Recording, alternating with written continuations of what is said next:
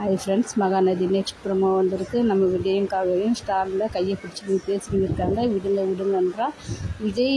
நான் ஏன் விடணும்? என் பொண்டாட்டி நான் கொஞ்சுவேன், கட்டி பிடிப்பேன், எங்கே ஒன்றாலும் கூட்டிக்கின்னு சுற்றுவேன், அதை கேட்க யார் இருக்காங்கன்னு சொல்லிட்டு பேசிக்கிட்டு இருக்கும்போது மீடியாக்காரங்க அதை எடுத்து மீடியாவில் போடுறாங்க. இந்த மீடியாக்காரு பேசுகிற விதம் சரி கிடையாது.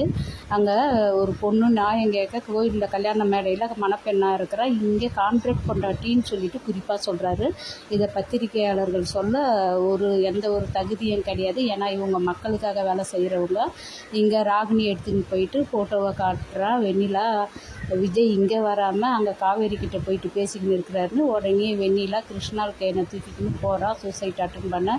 அந்த இடத்துல போலீஸ் வந்து சூசைட் அட்டன் பண்ணுறியான்னு சொல்லிட்டு பெரேஷனை கொடுங்குறாங்க. இங்கே விஜய் வந்தே ஆகணும், விஜய் இல்லாமல் நான் உயிரோடு இருக்க மாட்டேன்னு சொல்கிறா வெண்ணிலா. அப்படி சொல்கிற வெண்ணிலா அன்றைக்கி ஏன் விஜயை விட்டுட்டு அவங்க சித்தப்பா மிரட்டாட்டினால போனால் இப்போ பேசுகிறது நியாயமே இல்லை. இவளை பிடிச்சி ஜெயிலில் போடுங்க. Bye bye.